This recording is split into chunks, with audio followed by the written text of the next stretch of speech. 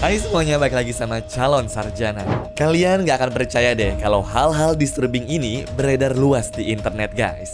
Beberapa konten ini bakal bener-bener bikin kalian bertanya-tanya deh, kok bisa ya? Siap-siap dibuat merinding ya.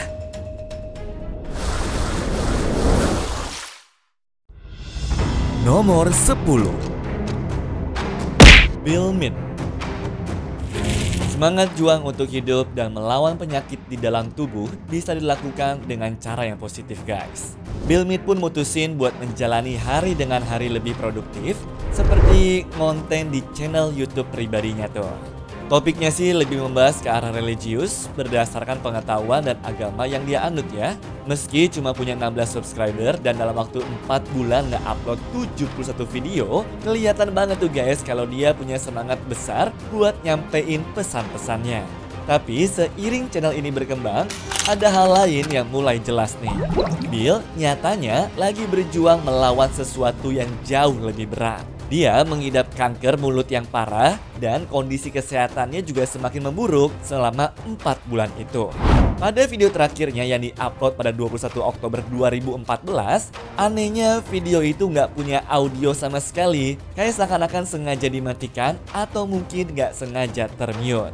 Di deskripsi videonya, Bill nulis dengan teks yang berantakan, meminta para penontonnya buat doain dia dan para dokter yang bakal ngerawatnya saat operasi besar itu. Setelah nonton video itu, jujur aja guys, gue langsung punya firasat buruk. Setelah melakukan research yang cukup dalam, gue sampai di kesimpulan nih, kalau sepertinya Bill telah meninggal dunia kurang dari sebulan setelah operasi itu. Nomor 9, Frederick Valentine. Sekarang tuh banyak banget ya orang yang nyari sensasi biar dirinya viral dan terkenal kemana-mana guys. Tapi tahun 1978 lalu ada kejadian yang cukup kontroversial nih, dan gak mungkin Frederick Valentine ini mau bikin cerita bohongan. Pada tanggal 21 Oktober 1978, Frederick Valentine yaitu seorang pilot berusia 20 tahun melakukan penerbangan latihan malam di atas Banshee. Fred bukan pilot sembarangan, dia punya jam terbang lebih dari 150 jam dan memegang lisensi kelas 4. By the way, dia ini adalah seorang penggemar UFO yang cukup serius ya. Dan sayangnya, minatnya itu malah membuat dia ke dalam misteri yang belum terpecahkan hingga hari ini. Di tengah perjalanan, katanya ada pesawat lain mendekat ke atasnya dan sengaja jaga jarak dengan terbang lebih tinggi sekitar 300 meter. Fred bilang bahwa pesawat itu kayak lagi meneror dia guys. Deskripsinya dia juga tentang pesawat itu gak lazim. Wujudnya punya bentuk panjang, berkilau, dan terlihat seperti lampu pendaratan terang yang sangat cepat geraknya. Semakin lama Fred melihatnya, semakin jelas bahwa itu bukan pesawat biasa. Dan inilah guys transkripsi komunikasinya dengan menara pengawas yang benar-benar bikin merinding. This is Delta Sierra Juliet. Is there any known traffic below 5,000 feet? No known traffic. Seems to be a large aircraft below 5,000 feet. What type of aircraft is it? I cannot confirm. It's four bright, seems to me like landing lights. The aircraft has just passed over me at least 1,000 feet above. Is there any Air Force aircraft in the vicinity? No known aircraft in the vicinity. Seems to be playing some sort of game. He's flying over me. Delta Sierra Juliet. It's not an aircraft. It's... Can you describe the aircraft? As it's flying past, it's a long shape. Cannot identify it. It has such speed. It's before me right now, Melbourne. How large would the object be? Seems like it's stationary. What it's doing right now is orbiting. The thing is just orbiting on top of me. It's also got a green light and a sort of metallic, like, it's shiny on the outside. It's just vanished. That strange aircraft's hovering on top of me again. It's hovering and it's not an aircraft. Itu adalah kata-kata terakhir Fred sebelum sinyalnya hilang total. Memang ada kejanggalan dan keterangan orang terdekatnya kalau kita kutip dari artikelnya Metro. Seperti si pilot yang ngakunya pengen mancing tapi bilang ke menara mau jemput orang. Terus pacar dan ayahnya ngungkit-ngungkit soal UFO, dan sebelum melakukan perjalanan sempet nyinggung juga tuh guys kalau dia sudah memperkirakan bakal diculik oleh alien. Wah, apa bener-bener ini ada campur tangan dari makhluk asing? Yang jelas, cerita ini tetap jadi salah satu misteri penerbangan paling menarik dan mengerikan yang pernah ada. Nomor 8. Telepon darurat. Siapapun gak akan ada yang tahu deh kapan bahaya akan datang ya. Tapi jangan sampai kasusnya bakal terjadi kayak Loretta Pickard ini nih. Berikut adalah kisah Loretta Pickard, wanita berusia 76 tahun tuh guys, yang malam harinya berubah jadi tragedi mengerikan, dimana pasti gak akan ada yang pernah bakal lupa. Siap-siap ya, karena ini adalah cerita yang bakal bikin kalian marah, sedih, dan terkejut dalam waktu yang bersamaan. Malam itu, Loretta lagi tidur di sofa rumahnya. Dia baru aja menjalani operasi pinggul, jadi nggak bisa bergerak secara leluasa guys. Rumahnya juga tenang, dan sepertinya semua baik-baik saja. Sampai Loretta terbangun dengan bau asap yang menyengat. Iya guys, rumahnya terbakar. Dengan panik, Loretta mencoba bertindak secepat mungkin. Ia ambil HP dan langsung menelpon polisi berharap pertolongan segera datang. Memang lokasi rumahnya ini cukup terpencil, jadi pemadam kebakaran pun butuh waktu selama 14 menit buat sampai ke tempat kejadian. Tapi kalau kalian sudah dengerin percakapannya dengan polisi, pasti nggak bakalan tenang deh perasaannya. Nih, coba denger deh guys. 911, what is the address of your emergency? Pardon? 911, what is the address of your emergency? Okay, tell me exactly what happened.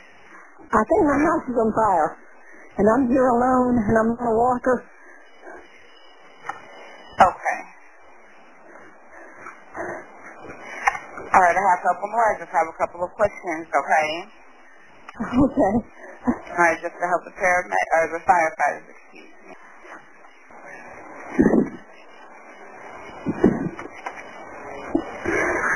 Hurry up. Okay, I'm full of smoke. these questions are not going to delay paramedics in any way. Okay, what type of building is involved?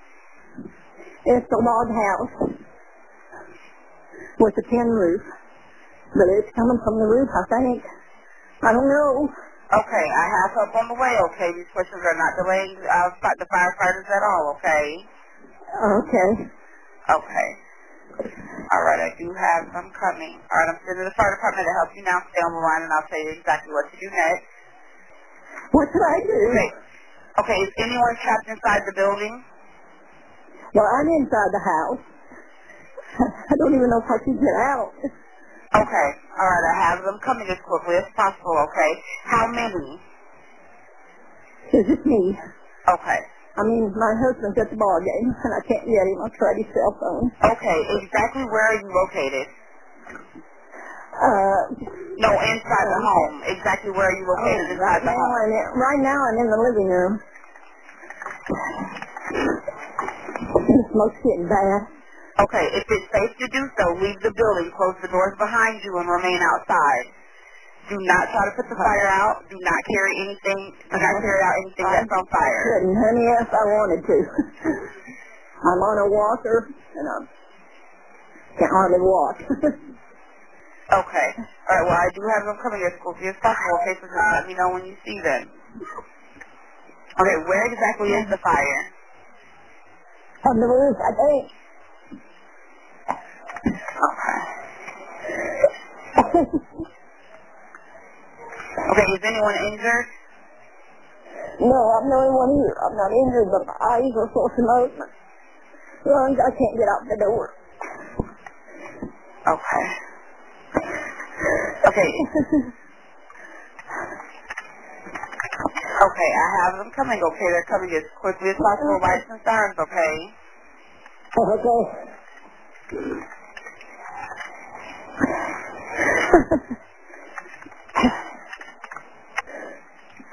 15 menit berlalu, percakapan pun masih berlangsung dan Loretta semakin terjepit oleh api dan asap yang terus menyebar.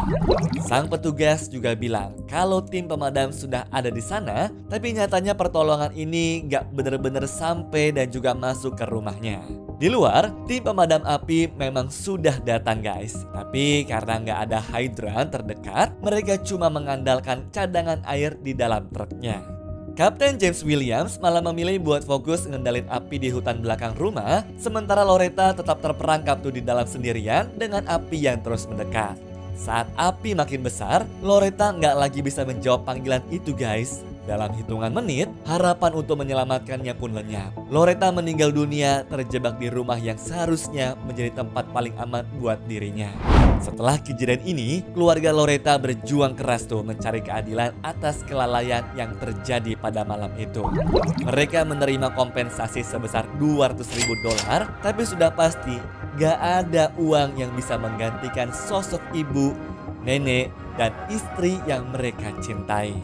Kapten James William pun dipecat, namun rasa kehilangan yang dialami keluarga Picard sampai sekarang masih terus terasa tuh teman-teman. Nomor 7,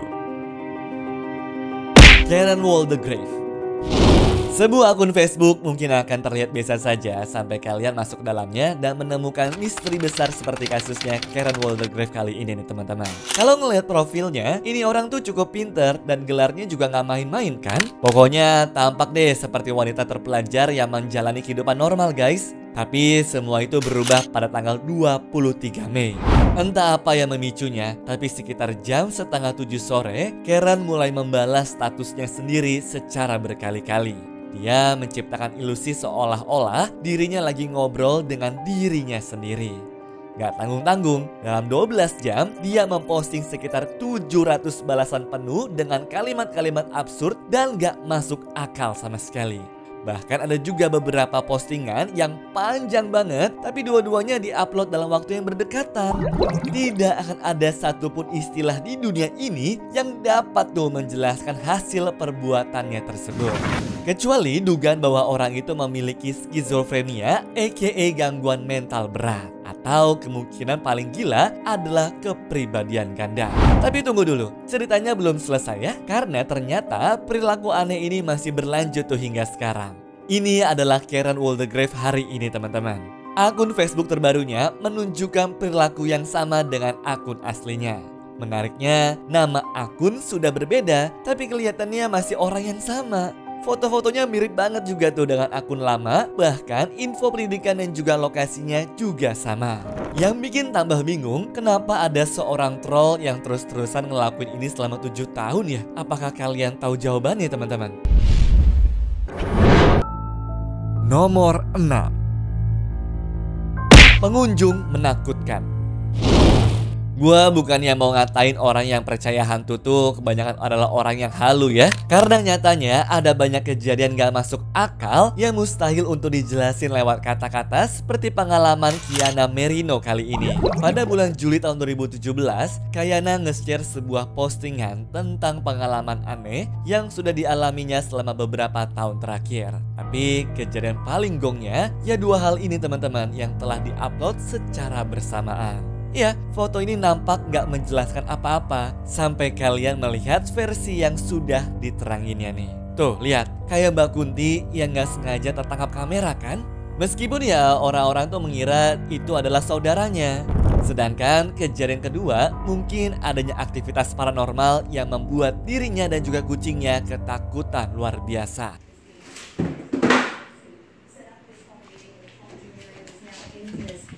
Tentu, keduanya mengundang perdebatan dan terbagi dua antara yang percaya ataupun tidak. Tapi apa mungkin kejadian ini bisa dijelaskan pakai logika? Sedangkan semua itu terjadi begitu cepat dan natural sekali kan? Nomor 5, orang bersembunyi. Bahkan Rico Malik mungkin juga gak akan pernah menduga bahwa ponakan perempuannya menjadi saksi mata dari tragedi mengerikan. Jadi dia nemuin tuh guys, dua orang pria yang lagi ngumpet seperti sedang bersembunyi dari kejaran orang. Tanpa disangka-sangka, mereka malah nantangin ponakannya ini Dan gak berapa lama, inilah yang terjadi guys. Hello? That doesn't mean they're alone. Curtis, no.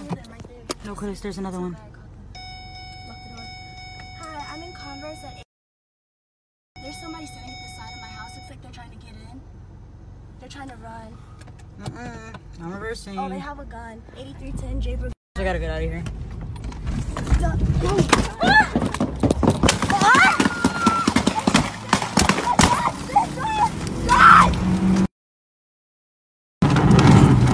Are you okay?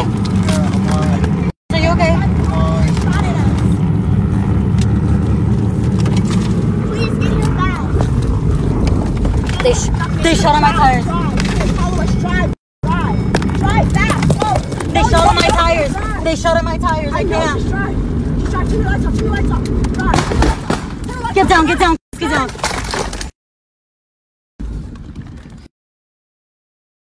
Please drive. Hurry before they find us, please. Are you okay? Put them. Please.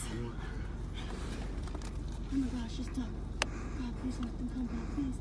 God, please. God, please. God, please. God, please. God, please don't let them come. God, please. God, please.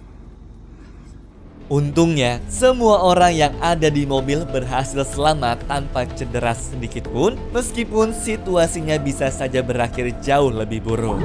Gue sendiri jadi mikir lama setelah ngeliat video ini nih. Kalau gue ada di situasi yang sama, kira-kira bakal ngapain ya? Nah, dari berita yang telah diterbitin sama Kset.com, ternyata kedua orang itu juga melakukan kejahatan serupa ke orang lain. Bahkan setelah kejadian viral tadi loh. Sayangnya juga, dua penjahat itu sampai sekarang masih belum tertangkap dan mereka masih bebas berkeliaran. Nomor 4. Posting foto. Postingan orang terkenal di sosial media nggak akan pernah terasa janggal, apalagi buat para fansnya ya. Kecuali kasus itu berlangsung seperti kejadiannya Lawrence Scott kali ini yang telah dikabarkan meninggal di dalam apartemen miliknya tuh teman-teman. Nah, pada tahun 2014, Lawrence Scott ditemukan tewas di apartemennya di New York setelah menggantung dirinya dengan tali satin yang diimprovisasi. Kepergiannya adalah kehilangan besar bagi dunia mode, tapi yang terjadi setelahnya malah bikin suasana jadi jauh lebih menyeramkan.